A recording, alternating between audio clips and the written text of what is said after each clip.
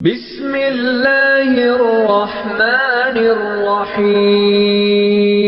میرے بھائیوں، ہمارے قاری نفیس صاحب نے اللہ ان کو جزائے خیر عطا فرمائے، قاری عمران رحیمی صاحب، قاری زکریا صاحب، ہمارے جمعیت علماء اسلام کے ذمہ داران نے، ان کے معاونین نے آج کے اس پروگرام کا اہتمام کیا۔ آپ حضرات نے اس پروگرام میں اتنی بھرپور شرکت کی، ان تمام کی تمام محنتوں اور جذبات کا حاصل کیا ہے کہ ہم اپنے ملک سے محبت کرتے ہیں۔ یہی بات ہے، بولیے تو صحیح۔ ان تمام کوششوں، محنتوں اور یہاں وقت لگانے، جذبات دکھانے، تقاریر کرنے، اشعار پڑھنے، نغمے پڑھنے، ان تمام چیزوں کا حاصل کیا ہے کہ الحمدللہ ہم اپنے ملک سے محبت کرتے ہیں۔ بولو تو صحیح، چونکہ آپ لوگ تھک چکے ہیں۔ ہم اپنے ملک سے محبت کرتے ہیں۔ میں آپ سے یہ عرض کرنا چاہتا ہوں کہ بزرگوں کا ارشاد یہ ہے کہ حب الوطن من الایمان، وطن سے محبت ہمارے ایمان کا تقاضا ہے۔ آج جب ہم نے اپنے وطن کے یوم آزادی کی مناسبت سے اس تقریب کا انعقاد کیا ہے تو گویا ہم نے اپنے ایمان کے ایک حصے کو، اس کا اظہار کیا ہے۔ اور اس کے ساتھ ساتھ جب ہم رسول اللہ صلی اللہ علیہ وسلم کی سیرت طیبہ کو پڑھتے ہیں، رسول اللہ کی زندگی کو دیکھتے ہیں، تو صحابہ کرام نے جو چیز ہمیں اللہ کے نبی سے نقل کی ہے، ان میں سے ایک چیز یہ نقل کی ہے، آپ کو اپنے وطن سے بے انتہا محبت تھی۔ قرآن کریم نے وہ آیات ذکر کی ہیں کہ جن آیات میں رسول اللہ صلی اللہ علیہ وسلم نے، جب رسول اللہ صلی اللہ علیہ وسلم کو مکہ کے لوگوں نے ہجرت پر مجبور کر دیا، آپ کو مکہ چھوڑنا پڑا اور مدینہ جانا پڑا۔ قد نرى تقلب وجهك في السماء فلنولينك قبلة ترضاها۔ آپ بار بار آسمان کی طرف نگاہ اٹھاتے تھے، آسمان کی طرف چہرہ بلند کرتے تھے، اور بار بار اللہ تعالیٰ سے یہ طلب کرتے تھے کہ ہمیں وہ شہر عطا کر دے، ہمیں وہ قبلہ عطا کر دے، ہمارا وہ مرکز ہمیں واپس کر دے۔ یہ آپ کے دل کی محبت تھی، آپ کی روح کی توجہات تھیں، جس پر اللہ تعالیٰ نے اعلان فرما دیا فَوَلِّ وَجْهَكَ شَطْرَ الْمَسْجِدِ الْحَرَامِ۔ ہم آپ کا وطن بھی آپ کو دیتے ہیں، آپ کا قبلہ بھی آپ کو دیتے ہیں، آپ کا مرکز بھی آپ کو دیتے ہیں۔ یہ اللہ کے انعامات میں سے ایک انعام ہے۔ قرآن کریم نے جناب ابراہیم کی اس دعا کو ذکر کیا ہے، رب اجعل ھذا بلدا آمنا، اے اللہ میرے اس شہر، میرے اس وطن کو امن کی جگہ بنا دے، وارزق اہلہ من الثمرات، اور اے اللہ میرے اس وطن کو اور اس کے رہنے والوں کو بے انتہا رزق کی فراوانی اور معیشت کی مضبوطی عطا فرما دے۔ اس کا مطلب یہ ہے کہ وطن کی محبت بھی نبیوں کی سنت ہے، اور وطن کے لیے امن میں کردار ادا کرنا اور اس کی معیشت کو مضبوط کرنے کے لیے کردار ادا کرنا، یہ بھی ہمارے نبیوں کی سنت ہے۔ خود حضرت موسیٰ کو قرآن کہتا ہے یا قوم ادخلوا الارض المقدسۃ التي كتب اللہ لکم۔ حضرت موسیٰ نے اپنی قوم کو کہا اے قوم تمہیں مبارک ہو، اللہ نے تمہیں ایک وطن عطا کر دیا ہے، اس سرزمین کو اللہ نے تمہارے لیے مقدر کر دیا ہے، اب تم نے اس کی قدر کرنی ہے، اس کی حفاظت کرنی ہے۔ اور جب مسلمانوں پر یہ مرحلہ آیا کہ انہیں مکہ سے ہجرت پر مجبور کر دیا گیا اور ان کو اپنا وطن چھوڑنا پڑا، اور مسلمان اس پر مضطرب تھے، پریشان تھے، تو اللہ تعالیٰ نے مسلمانوں کو یہ اجازت دی اذن للذین یقاتلون بانہم ظلموا وان اللہ علی نصرہم لقدیر الذین اخرجوا من دیارہم۔ اللہ تمہیں ان مشرکوں سے، ان ظالموں سے، تمہیں اپنے دشمنوں سے قتال اور جہاد کرنے کی اجازت دیتا ہے، جنہوں نے تمہیں تمہارے وطن سے نکالا۔ جاؤ اپنے وطن کی آزادی کے لیے، اپنے وطن کو حاصل کرنے کے لیے قتال کرو، جہاد کرو، اور وقاتلوا المشرکین، ان سے تم اس حد تک قتال کرو حتی لا تکون فتنہ، یہاں تک کہ کوئی فتنہ اور فساد باقی نہ رہ جائے اور ہر طرف امن اور سکون ہو جائے۔ اس کا حاصل کیا ہے؟ میں بہت لمبی بات نہیں عرض کرنا چاہتا، ان تمام آیات کا حاصل کیا ہے؟ رسول اللہ کی سیرت طیبہ کا حاصل کیا ہے کہ وطن کی محبت ہمارے ایمان کا تقاضا ہے، جس وطن میں، جس سرزمین میں، جس مقام پر ہم رہتے ہیں، ہم نے اس کی حفاظت بھی کرنی ہے، اس کے امن کو قائم کرنا ہے، اس کی معیشت کو مضبوط کرنا ہے، اور اس وطن اور اس سرزمین کو ہم نے اندرونی اور بیرونی سازشوں سے بھی محفوظ رکھنا ہے۔ یہی وجہ ہے کہ جب اس سرزمین پر، اس خطے پر ایک بیرونی دشمن حملہ آور ہوا، ہم آج آزادی کی بات کر رہے ہیں، 75واں یوم آزادی، تو سب کو پتا ہے کہ آزادی کس سے حاصل کی تھی؟ انگریزوں سے۔ انگریزوں سے حاصل کی گئی آزادی، اس آزادی کی جد و جہد کو، اس آزادی کی تحریک کو ہمارے علماء نے، ہمارے بزرگوں نے، ہمارے اکابر نے، ہمارے رہنماؤں اور لیڈروں نے دینی فریضہ سمجھ کر ادا کیا تھا۔ قرآن کریم میں حضرت موسیٰ کے حالات کو اللہ نے ذکر کیا ہے کہ موسیٰ علیہ السلام جب فرعون کے دربار میں گئے اور جا کر اس سے بات چیت کی تو اس سے سب سے پہلا مطالبہ یہ کیا تھا، ان ارسل معنا بنی اسرائیل، میری قوم کو آزاد کر دے ورنہ تیرا میرا اعلان جنگ ہے۔ اس کا مطلب یہ ہے آزادی کی جد و جہد کرنا، آزادی کا پرچم بلند کرنا، آزادی کی لڑائی لڑنا، یہ نبیوں کی سنت رہی ہے، یہ معمولی جد و جہد نہیں ہے۔ لیکن معذرت کے ساتھ، بہت معذرت کے ساتھ، مجھے کچھ اختلاف بھی ہے کہ ہمارے ہاں آزادی کا تصور، آزادی کے پروگرام کے حوالے سے جو چیزیں ہمارے ہاں پیش کی جاتی ہیں، تصور یہ ہے کہ سن 1940 میں پاکستان کی قرارداد پیش کی گئی اور 1947 میں 7 سال کی محنت کے بعد پاکستان آزاد ہو گیا۔ میں اس سے اتفاق نہیں کرتا، اور میں بصد احترام اپنے منتظمین سے بھی یہ عرض کروں گا، آپ نے اتنی محنت کی، آپ نے اتنی کوشش کی، یہاں مختلف رہنماؤں کا تذکرہ کیا گیا، مختلف اکابرین کے نام لیے گئے، لیکن اس ملک اور اس خطے کی آزادی کی بنیادی کردار ادا کرنے والے لوگوں کا نام کسی طالب علم کی زبان پر نہیں آیا۔ ہماری ایک تاریخ ہے، ہمارے اسلاف کے کردار اور کارنامے ہیں۔ آزادی کی جد و جہد 1947 یا 1940 سے شروع نہیں ہوتی، آزادی کی جد و جہد 1799 سے شروع ہوتی ہے، جب ٹیپو سلطان نے انگریزوں کا مقابلہ کرتے ہوئے جام شہادت نوش کیا تھا اور اس کو کہا گیا تھا کمپرومائز کر لو، صلح کر لو، لوگوں انگریزوں کے ساتھ بیٹھ کر معاہدہ کر لو۔ اس نے کہا تھا نہیں، میں اپنے آپ کو کبھی ان کے حوالے نہیں کروں گا، میں کبھی اس سرزمین کو ان کے حوالے نہیں کروں گا۔ اور جب ٹیپو سلطان کو یہ بتایا گیا تم پر یہ لوگ مسلط ہو جائیں گے، غالب آ جائیں گے، تمہارے ملک پر قبضہ کر لیں گے، تمہیں قید کر لیں گے، تو اس نے اپنی زبان سے ایک جملہ ادا کیا تھا۔ آج وہ جملہ تاریخ میں سنہری حروف سے لکھا گیا ہے کہ شیر کی ایک دن کی زندگی گیدڑ کی 100 سالہ زندگی سے بہتر ہے۔ یہ کیوں کہا تھا اس نے اس بنیاد پر کہا تھا، اس نے آزادی کو پسند کیا تھا، غلامی کی لعنت قبول کرنے کے لیے ٹیپو سلطان تیار نہیں ہوئے تھے۔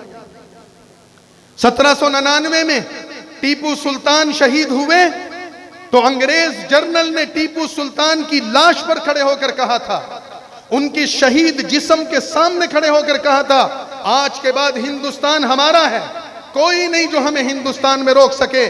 میرے بھائیوں، یہ تھے آزادی کے اصل مجاہد، یہ تھے آزادی کے اصل رہنما۔ انگریزوں کے اس دعوے کو روکنے کے لیے ہمارے بزرگوں نے، شاہ ولی اللہ محدث دہلوی کے بڑے صاحبزادے شاہ عبدالعزیز محدث دہلوی نے 1803 میں یہ فتویٰ دیا کہ انگریز ہندوستان پر غالب آ چکے ہیں، مزاحمت کم پڑ چکی ہیں، اور وہ یہ سمجھ رہے ہیں کہ ہم نے ہندوستان کو اپنا غلام بنا لیا۔ انہوں نے پورے ہندوستان کے مسلمانوں کو یہ فتویٰ دیا، یہ اعلان بغاوت بلند کیا، آج کے بعد ہندوستان دارالاسلام نہیں ہے، آج کے بعد ہندوستان دارالحرب بن چکا ہے، مسلمانوں کے ذمے فرض ہو چکا ہے وہ میدان جہاد میں نکلیں، اپنی جوانیاں لٹا دیں، اپنی تلواریں نیام سے نکالیں، یا انگریزوں کو ہندوستان سے بے دخل کر دیں، یا اپنی جانوں کا نذرانہ اس دھرتی کے لیے پیش کر دیں۔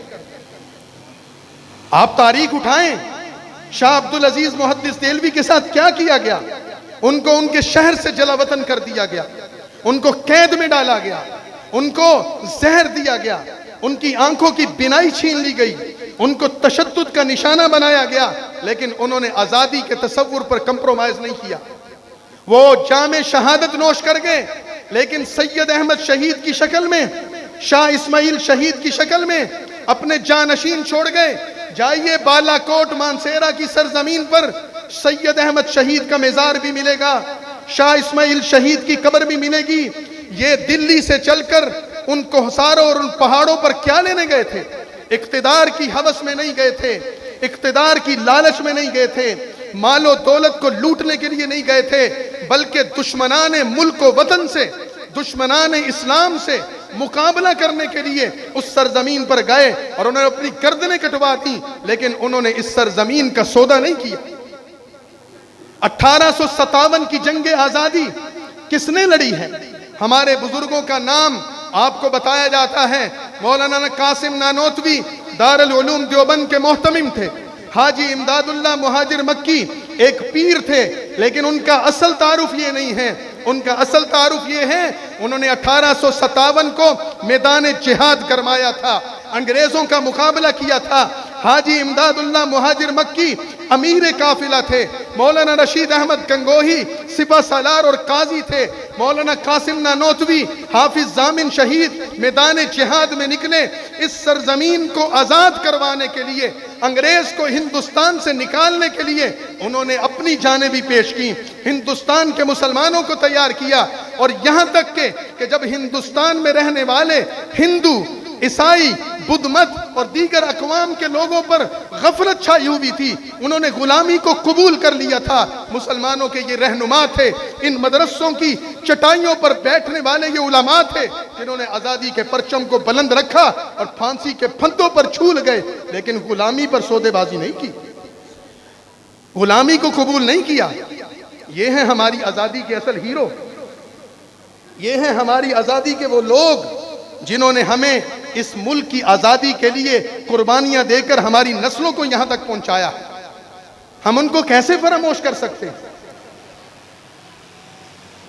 مولانا محمود حسن شیخ الہند کے نام سے مشہور ہیں۔ کہاں ہندوستان کی سرزمین، کہاں مالٹا کا، افریقہ کا وہ قید خانہ۔ کیا جرم تھا شیخ الہند محمود حسن کا؟ ان کو حج کے سفر سے گرفتار کیا گیا، سرزمین حرم سے گرفتار کیا گیا اور اٹھا کر افریقہ کے قید خانوں میں ڈال دیا گیا۔ اس 70 سال کے بوڑھے بزرگ کا کیا قصور تھا؟ اس کا قصور صرف ایک تھا، اور وہ قصور یہ تھا کہ انگریز مورخین نے یہ لکھا ہے، یہ چھوٹے سے قد کا انسان، یہ کمزور جسم کا ایک مولوی، دیکھنے میں چھوٹا جسم ہے، دیکھنے میں چھوٹا قد ہے، دیکھنے میں کمزور انسان ہے، لیکن اس کے وجود کے اندر انگریزوں کی نفرت اتنی بھری ہوئی ہے، اگر اس کے جسم کو جلا دیا جائے اور اس کی راکھ کو فضا میں بکھیر دیا جائے، اس کی راکھ کے ایک ایک ذرے سے انگریزوں کی نفرت کی بو آئے گی۔ یہ ہیں ہمارے مجاہدین آزادی، اور وہی قافلہ ہے، وہی تسلسل ہے، وہی بزرگ ہیں جنہوں نے اس خطے کی آزادی کے لیے، اس خطے کو آزاد کروانے کے لیے مالٹا کے قید خانے کو آباد کیا۔ مولانا جعفر تھانیسری کالا پانی کے قید خانے میں رہے، ان کے ہاتھوں پر ہتھکڑیاں ڈالی گئیں، ان کے قدموں پر بیڑیاں ڈالی گئیں۔ انگریز مورخین نے یہ بات لکھی ہے، دلی سے لے کر پشاور تک کوئی درخت ایسا نہیں تھا جہاں کسی مولوی کی لاش نہ لٹک رہی ہو۔ اس کی وجہ کیا تھی؟ کیا ان کا کوئی لڑائی جھگڑا تھا؟ کیا وہ کسی جرم میں پکڑے گئے تھے؟ ان کا ایک ہی جرم تھا، ان کا ایک ہی جرم تھا، ایک ہی جرم تھا۔ وہ کہتے تھے ہم غلامی قبول نہیں کریں گے، ہمیں آزادی چاہیے۔ میرے بھائیوں، ان کی قربانیوں کے نتیجے میں آج یہ سبز ہلالی پرچم لہرا رہا ہے، ان قربانیوں کے نتیجے میں یہ ملک آزاد ہوا ہے۔ لیکن میں اپنی بات کو ختم کرتے ہوئے یہ بتانا چاہتا ہوں، دنیا میں کون سے ملک آزاد ہوتے ہیں؟ کون سی قومیں ہیں جو آزاد ہیں؟ 4 چیزیں ایسی ہیں کہ جو دنیا میں مانی گئی ہیں، مسلم ہیں۔ اگر کسی قوم کا نظام تعلیم آزاد ہے، اگر کسی قوم کی معیشت آزاد ہے، معاشرے میں قوم کی عزت و وقار ہے، اور اگر کسی قوم کے بیرونی دنیا سے تعلقات برابری کی سطح پر ہیں تو سمجھ لو یہ آزاد قوم ہے۔ اگر آپ کا نظام تعلیم اپنا نہیں، اگر آپ کا نظام معیشت آپ کے ہاتھ میں نہیں، لوگوں میں آپ کی قومی عزت اور وقار کوئی نہیں، اور دنیا کے ساتھ آپ کے تعلقات میں برابری کا لیول نہیں، تو پھر آپ اپنی آزادی کی فکر کریں۔ آپ آزاد نہیں، آپ غلام ہیں۔ جس ملک کو آزاد کروانے کے لیے لاکھوں لوگ قربانیاں دے گئے، اس ملک کا آج نظام معیشت آزاد ہے؟ آپ بتائیے۔ اگر آزاد ہوتا تو ہم سودی قرضے کیوں لیتے؟ اگر آزاد ہوتا تو ہمیں ورلڈ بینک کے پاس کیوں جانا پڑتا؟ عالمی اداروں کی منت اور سماجت کیوں کرنی پڑتی؟ کیا ہمارا نظام تعلیم و تربیت آزاد ہے؟ اگر ہمارا نظام تعلیم و تربیت آزاد ہوتا، یہ باں اور باجوں کی آوازیں ہمارے کانوں میں نہ پڑتی، یہ سلنسر اترے ہوئے موٹر سائیکلوں پر گزرتے ہوئے بدتمیز نوجوان نہ ملتے۔ اگر ہمارا نظام تعلیم و تربیت آزاد ہوتا تو آج شہدائے آزادی کو یاد کیا جاتا۔ یہ آوارہ گردی کرنے، بکواسات کرنے کی بجائے، یہ ٹونٹا اور باں کرنے کی بجائے کوئی فاتح خوانی پڑھتا، کوئی دعائیں مغفرت کرتا، کوئی اس ملک کی سلامتی کے لیے کردار ادا کرتا۔ مجھے بتائیے، یہ نسل جو سڑکوں پر دھکے کھا رہی ہے، یہ باجے بجا کر اس قوم کی کون سی خدمت کر رہی ہے؟ اس ملک کی کون سی خدمت کر رہی ہے؟ اس ملک کو ترقی باجا بجانے سے ملے گی؟ اس ملک کے نوجوانوں کو ترقی یہ چانچا کرنے سے ملے گی؟ اس کا مطلب یہ ہے ہمارا نظام تعلیم و تربیت ناکام ہو چکا ہے، ہماری معیشت ناکام ہو چکی ہے۔ جب ہمارے پاس پیسہ کوئی نہیں، جب ہمارے ملک میں تعلیم و تربیت کا نظام کوئی نہیں، تو دنیا میں ہماری عزت کیسے ہوگی؟ کوئی ہم سے برابری کی سطح پر تعلقات رکھنے کے لیے کیسے آگے بڑھے گا؟ اس کا مطلب یہ ہے جھنڈا تو مل گیا ہے، ملک تو مل گیا ہے، لیکن سفر ابھی باقی ہے۔ منزل مقصود پر ہم نے جانا ہے، اس منزل مقصود پر پہنچنے کے لیے ہمیں رجوع کرنا پڑے گا ان علماء کرام سے، ہمیں رجوع کرنا پڑے گا ان بزرگوں سے جو وارث ہیں ان لوگوں کے جنہوں نے اس ملک کی آزادی کے لیے جانیں دی تھی، مال دیا تھا، قربانی دی تھی۔ انشاءاللہ یہی اس ملک کو اپنی اصل منزل مقصود تک پہنچائیں گے۔ اس کے لیے آپ کو تجدید عہد کرنا ہوگا، اس کے لیے آپ کو وعدہ کرنا ہوگا، اس کے لیے آپ کو مضبوط بننا ہوگا۔ ان بزرگوں کی، ان علماء کی، ان اکابرین کی، جن کی تاریخ کی چند لفظوں میں نے جھلک بیان کی ہے، ان کے ساتھ آپ کو وابستگی مضبوط کرنی ہوگی، تو پھر انشاءاللہ العزیز آپ اپنی اصل منزل تک پہنچیں گے۔ ورنہ نعرے لگانے والے، دعویٰ کرنے والے، مختلف طرح کی بے حقیقت باتیں کرنے والے، وہ آتے ہیں، آتے رہیں گے، لیکن اس قوم کی بدقسمتی ہوگی وہ کسی مداری کے پیچھے چلا جائے، کسی شعبد عباس کے پیچھے چلا جائے، کسی مکار اور فریبی کے پیچھے چلا جائے۔ ہمیں اپنی اصل تاریخ یاد کرنی ہے، ہم نے اپنے اصل بزرگوں کو یاد کرنا ہے۔ وہ کون لوگ تھے جن کی وجہ سے انگریز کو ہندوستان چھوڑنا پڑا؟ انگریز کے بارے میں کہا جاتا تھا کہ ان کے اقتدار کا سورج کبھی طلوع نہیں ہوتا، آج ان کے اقتدار کا سورج کبھی غروب نہیں ہوتا، اور آج دیکھیے ان کے اقتدار کا سورج طلوع ہونے کا نام نہیں لے رہا ہے۔ نکل گئے، ذلیل ہو کے نکل گئے، اس ملک کو چھوڑ گئے، لیکن ہمیں حقیقی آزادی ابھی تک حاصل نہیں ہو سکی۔ وہ چلے تو گئے، لیکن کالی چمڑی والے کچھ انگریز یہاں چھوڑ کر گئے ہیں، اپنے گماشتے یہاں چھوڑ کر گئے ہیں، اپنے چمچے یہاں چھوڑ کر گئے ہیں، اپنے گندے انڈے یہاں چھوڑ کر گئے ہیں جو ہم پر مسلط ہیں۔ ہمیں اس ملک کو ان سے بھی پاک کرنا ہے، پھر ہی ہمیں حقیقی آزادی حاصل ہوگی۔ یہ آپ کے اور میری نسلوں کا سوال ہے، ہمارے مستقبل کا سوال ہے۔ تو میرے بھائیوں، اگر ہم نے نعرے لگا دیے، ترانے سن لیے، اور ہم نے شور شرابہ بھی کر لیا، ہم نے تقاریر بھی کر لی، لیکن حقیقی آزادی کے حصول کے لیے ہم نے اپنے آپ کو تیار نہ کیا، تو 75 سالوں کے ساتھ مزید 75 سال بھی گزر گئے، ہماری حالت اچھی نہیں ہوگی۔ تو آئیے میں درد دل کے ساتھ آپ کو خراج تحسین پیش کرتے ہوئے، اتنی گرمی کے موسم میں اتنی دیر سے آپ تشریف فرما ہیں، اس کے باوجود آپ لوگوں نے سنا، لوگوں کو سنا، اگرچہ میں نے خود ایک پروگرام کا ایک وعدہ تھا، وہاں پہنچنا تھا، بہت دیر ہو چکی ہے، لیکن میں اس درد دل سے آپ سے گزارش کرتا ہوں، اس پروگرام پر پیسے خرچ ہوئے ہیں، اس پر وقت لگا ہے، اس پر مہمانوں نے آ کے گفتگو کی ہے، ہم اس کو مضبوط بنائیں اور یہ تجدید عہد کریں، اے ملک، اے وطن، تیرے لیے ہم اپنی جان بھی قربان کریں گے، لیکن کسی سرزمین وطن کے غدار کو کبھی قبول نہیں کریں گے۔ اس وطن کی سرزمین سے محبت کرنے والوں کو اپنے سر پر رکھیں گے، لیکن اس سرزمین سے غداری کرنے والوں کو اپنی پاؤں کی ٹھوکروں سے اڑائیں گے انشاءاللہ العزیز۔ اس کا ارادہ کر لیں، پکا کر لیں انشاءاللہ۔ وآخر دعوانا